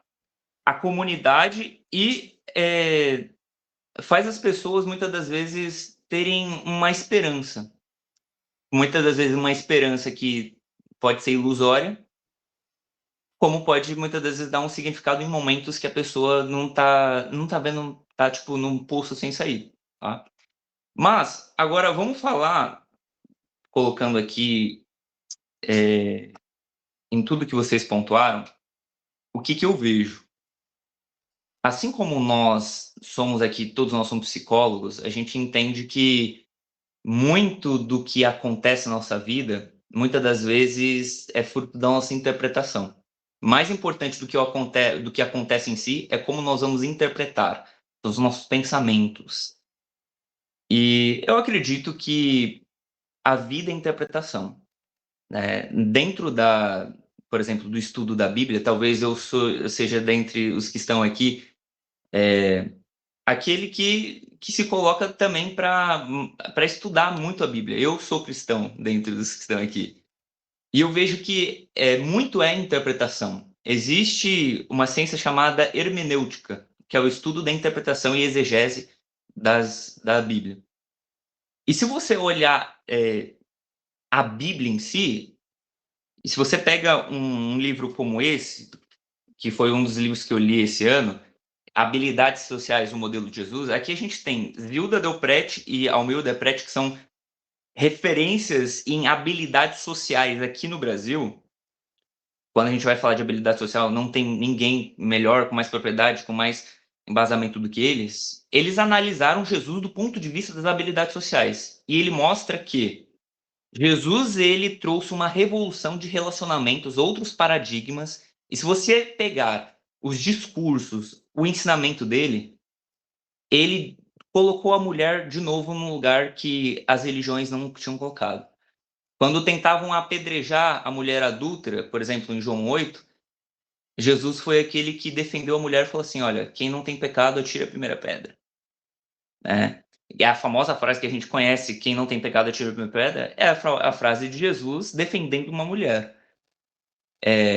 Mulheres tinham cargos, os cargos das mulheres eram inferiores. Se hoje, muitas das vezes, as mulheres não conseguem assumir determinados cargos por conta do preconceito, imagine naquela época, que não tinha disseminado esses conhecimentos. Mas Jesus, ele coloca mulheres em cargos importantes dentro ali dos seus seguidores, né?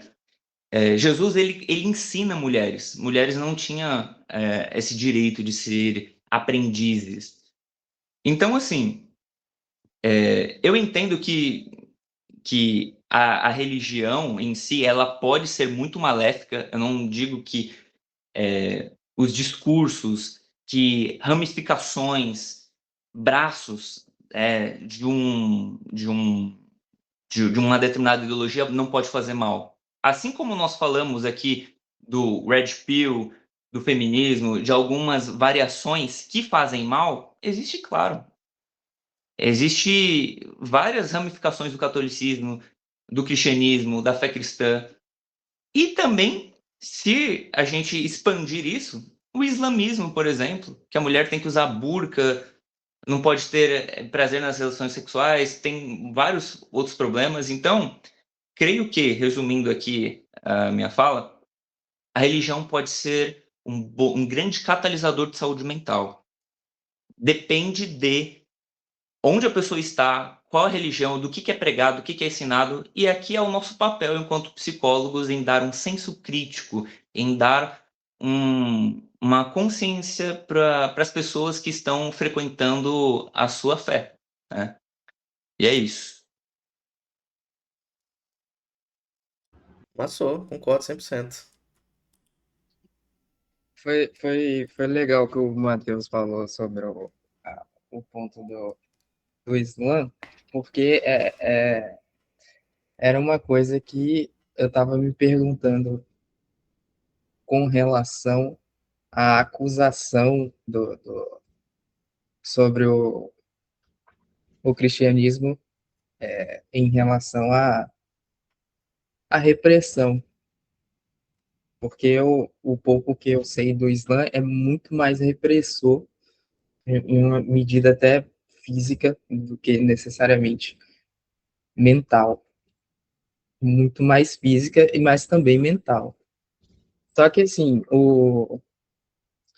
Maria, eu vou tentar não ser confuso, tá? Minha Não, cabeça você não aqui é um foi confuso. Eu fiquei confusa porque eu estava refletindo sobre as coisas que você falou. de... Tá, Pode seguir, você fala super bem. muito obrigado. Eu tava pensando... Assim, eu acho o Nietzsche foda, muito, muito, muito bom. Inclusive, o Nietzsche é um filósofo que agrada gregos e troianos, né? O Nietzsche existe uma vertente nietzschiana ateia, existe uma vertente nietzschiana cristã, inclusive.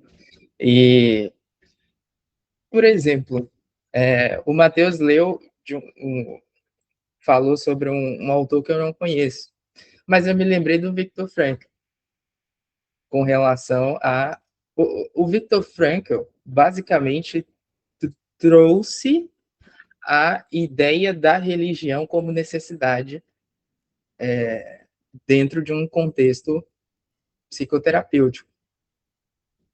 O Jung trouxe a ideia da necessidade de um contexto simbólico dentro do cenário psicoterapêutico. Ou seja, inclusive, um dos psicólogos mais famosos hoje em dia, o Jordan Peterson, ele tem base junguiana Ele é e psicólogo? nietzschiana. Oi?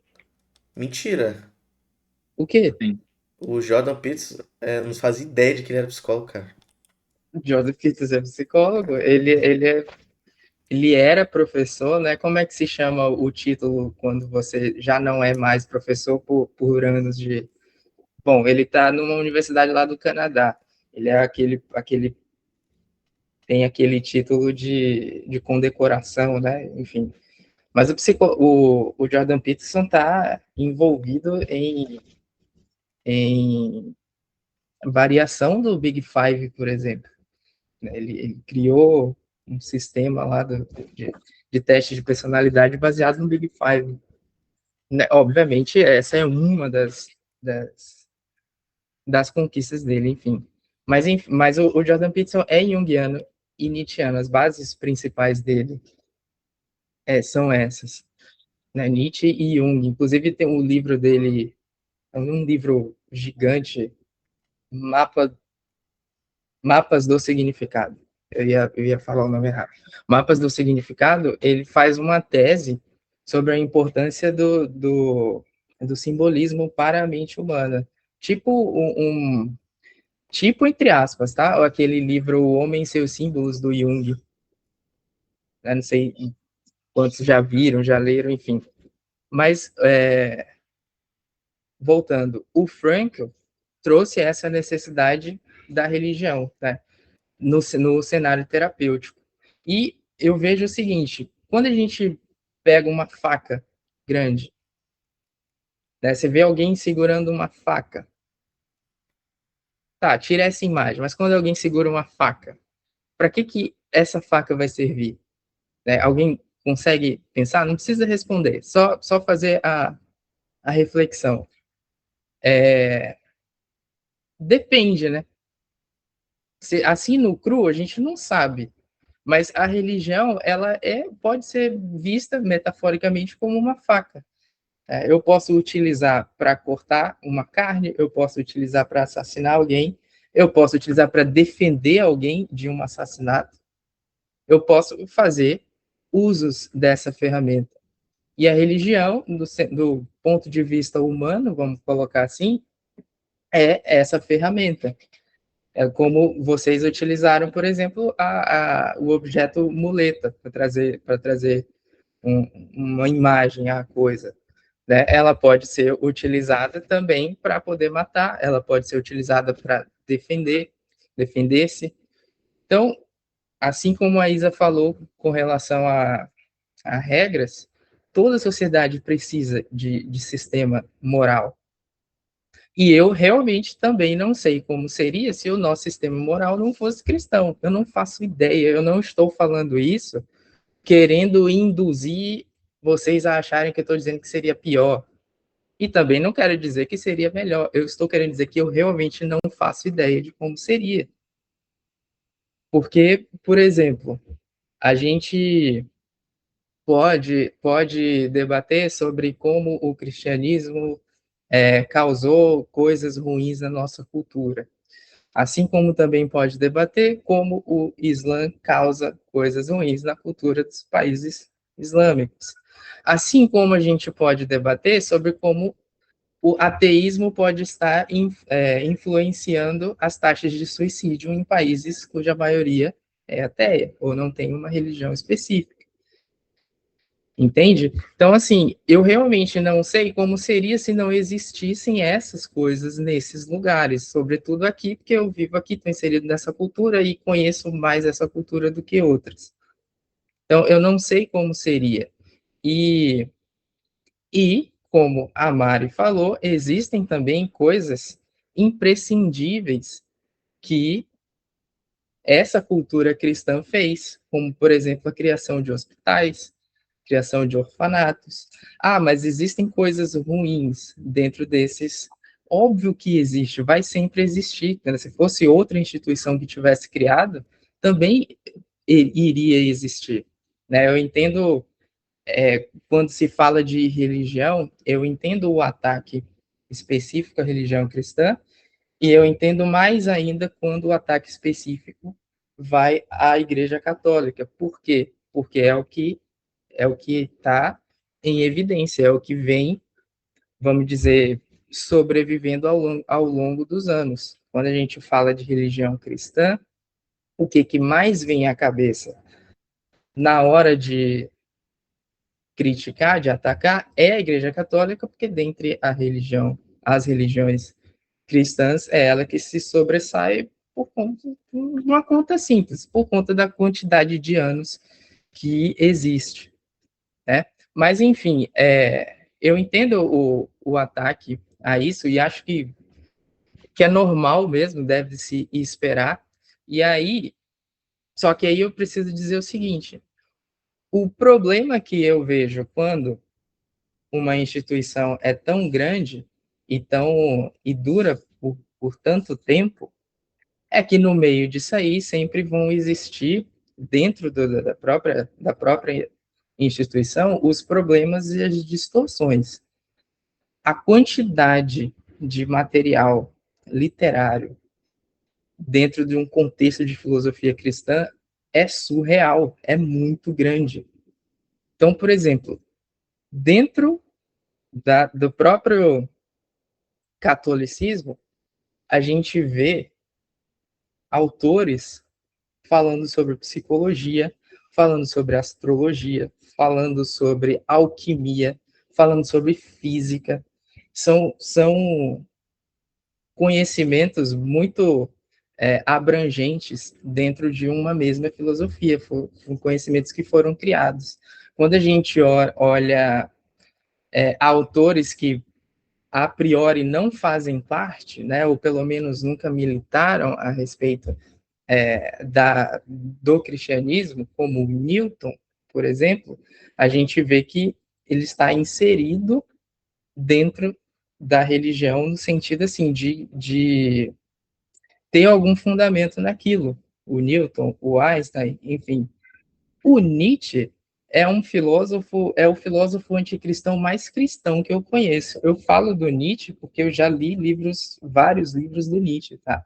Eu não consigo, por exemplo, fazer oposição ao que o Wendell falou com relação ao feudalismo, porque eu nunca li absolutamente nada sobre o período feudal. Então eu fico realmente quieto com isso, porque eu de fato não sei. Eu tento fazer esse exame de consciência quando eu não tenho nenhuma base com relação àquilo. Mas o Nietzsche, ele é o filósofo anticristão mais cristão que eu conheço. Né? Ele tem lá o livro polêmico, o Anticristo, em que ele fala sobre certas condutas morais, que quando você lê alguns autores cristãos antigos, ou medievais, ou até modernos, são coisas bem condizentes. Quando a gente lê, por exemplo, os 10 Mandamentos, sem necessariamente olhar para a literalidade da coisa, a gente vê um resumo, uma síntese de código moral. Os códigos morais, eles são extremamente necessários. Né? A gente não conseguiria ter esse debate, a gente não conseguiria ter porra nenhuma se não fossem códigos morais. Assim, a gente viveria como se descrevem os bárbaros. Aí sim, seria de fato aquela coisa de força física vai ganhar. Seria de fato isso aí. Aí não ia ter espaço para poder falar sobre mulher que tem que ser no mesmo mesma visão pela lei em relação ao homem e tal. A gente não ia ver isso. Se não fossem códigos morais, já foi. Ia ser realmente quem fosse mais forte fisicamente. E em qualquer código, isso aí. Né? Aí a gente pode entrar na discussão, tá, mas esse código moral tá bem feito e tal, não sei o quê. O próprio Dostoiévski fala em toda a filosofia dele, tem a frase célebre, sem Deus tudo seria permitido. Mas o que isso quer dizer? Não é sem Deus necessariamente o ser cristão e tudo mais, embora o Dostoiévski fosse cristão ortodoxo. Mas a ideia é o seguinte: o que é Deus, simbolicamente falando? É a ordenação moral, é o código moral das coisas. E o Dostoiévski fala que sem um código moral, o tudo é permitido, não é aquela ideia divertida de que eu posso fazer o que eu quiser. Não, é aquela coisa assim, o que eu não quero que o outro faça comigo, ele vai fazer, independente por mais que hoje em dia o sistema de, sei lá, proteção de direitos possa ser falho, não ia existir isso sem um código de conduta, sem um código. Tudo ser primitivo, né? Não entendi. Tudo ia ser do estado primitivo. Da época das Exato. cavernas. Eu não gosto dessa palavra primitivo, não. Porque pressupõe uma hierarquia aí que eu acho complicada. Mas. Disserte. Porque o que é primitivo? Tudo em algum nível é primitivo. Tipo assim, para mim não faz muito sentido pensar nisso. Tipo, assim como dizer que pode ser simples ou complexo. Eu acho que as regras, como um todo, não só as morais, elas são necessárias. Não porque se tornaria algo primitivo, mas porque não existiria, de fato, estrutura. Se eu faço o que eu quero, eu vou estar vulnerável, logo eu vou morrer cedo, eu vou colocar outros em perigo também, os outros vão morrer, acabou.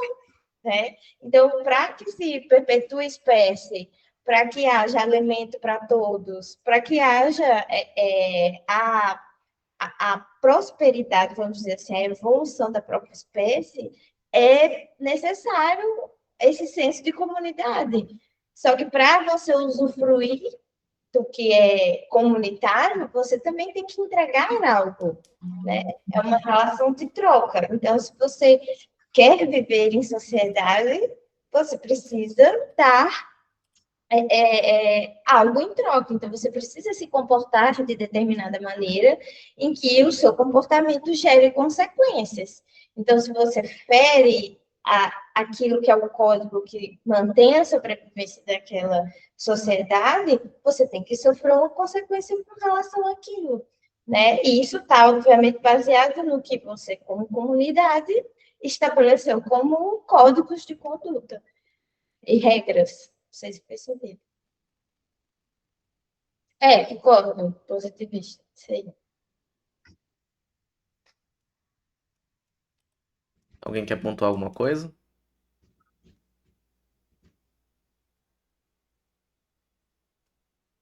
Ninguém? Eu não sei. Eu não sei se é verdade. Faz muito tempo que eu li isso. Eu acho que eu nem tinha entrado na faculdade.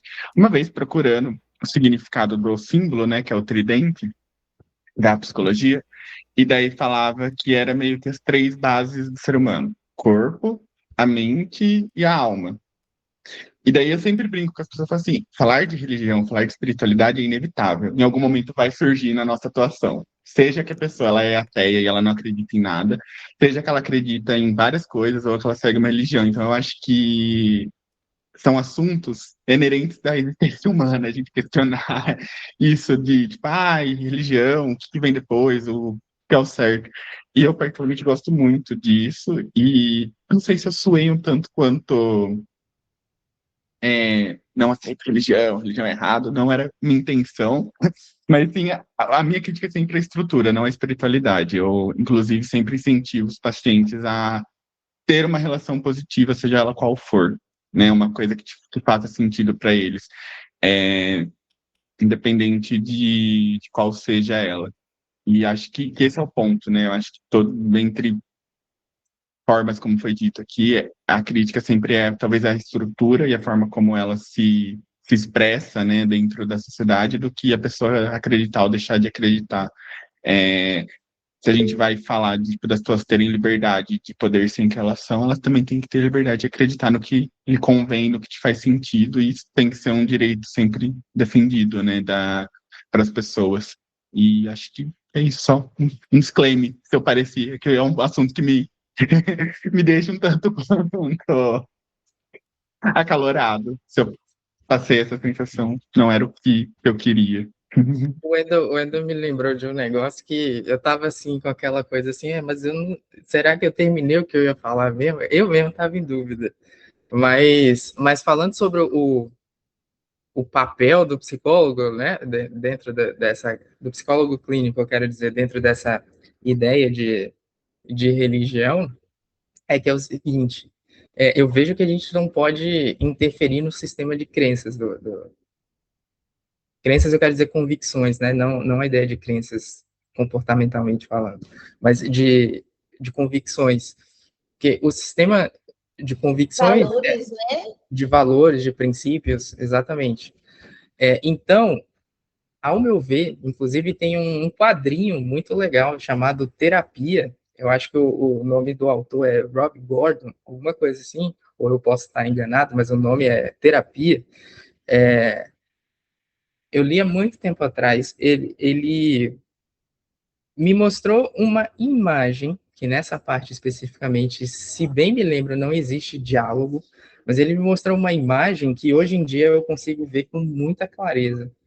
Basicamente, a história mostra um terapeuta recebendo um paciente, e aí eles estão conversando sobre as questões do terapeuta lá, do paciente.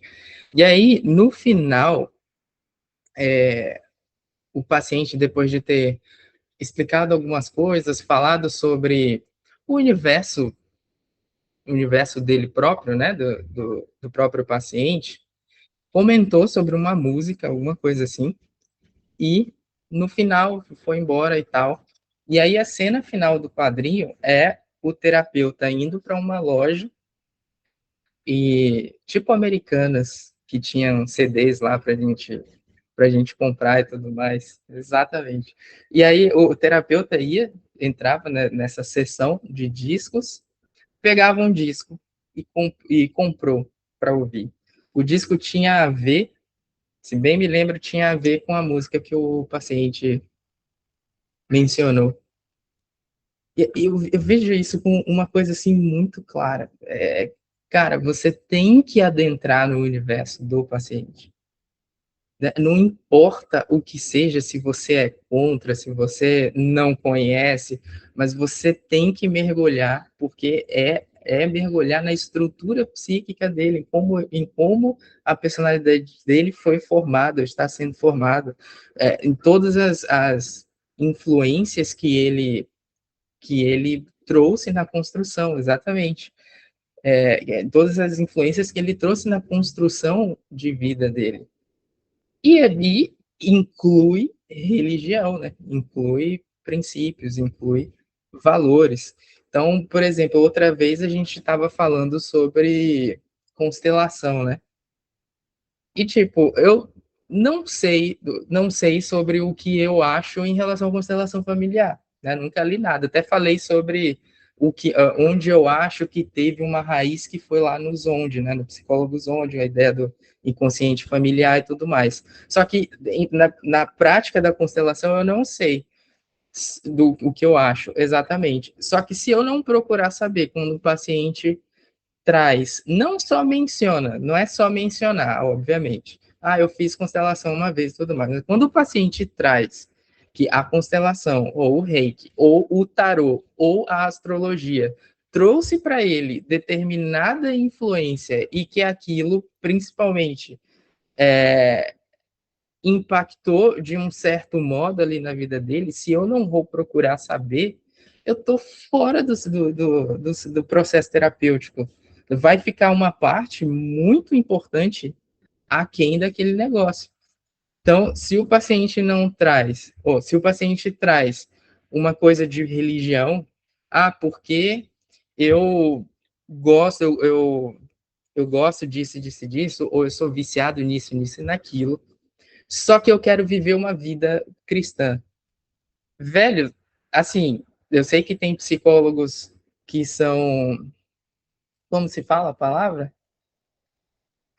Diretivos e aqueles que não são diretivos. Depende do paciente. Mas acho que na maioria das vezes eu sou bem diretivo.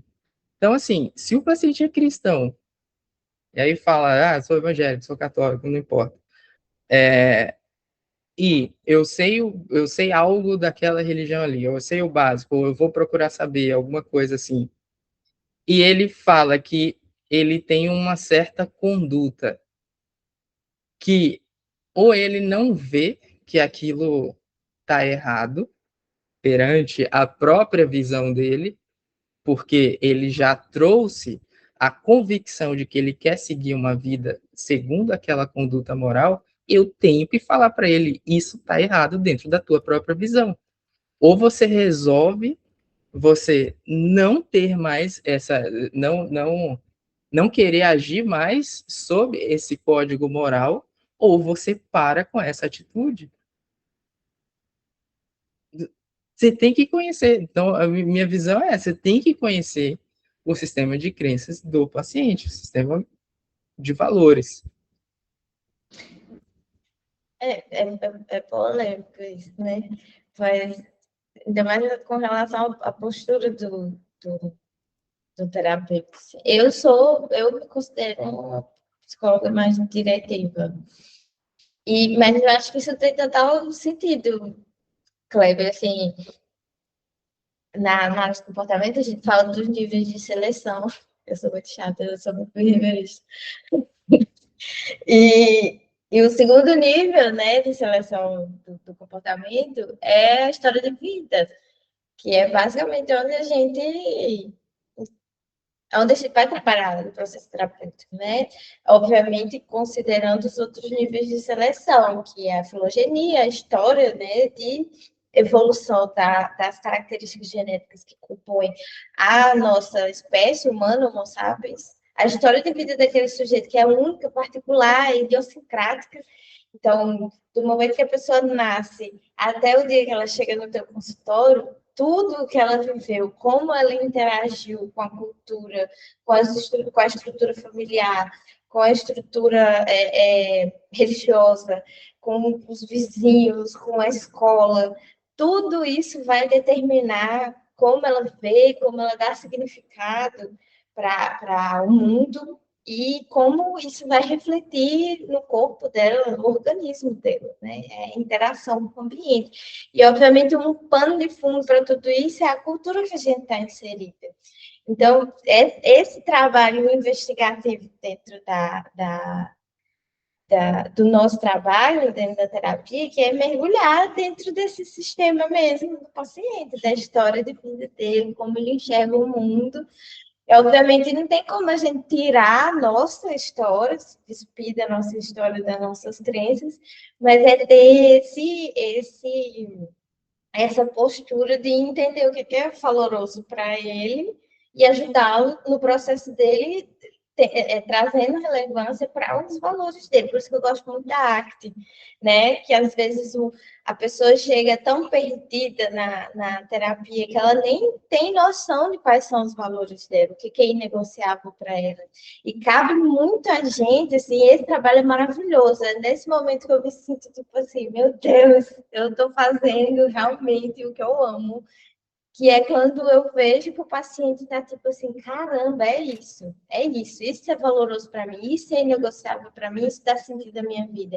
E às vezes isso vai estar dentro de estruturas religiosas, isso vai estar dentro de um trabalho comunitário, isso vai estar dentro do trabalho dela, e é aí que a gente atua, enfim. Massa, achei é isso mesmo. Tchau.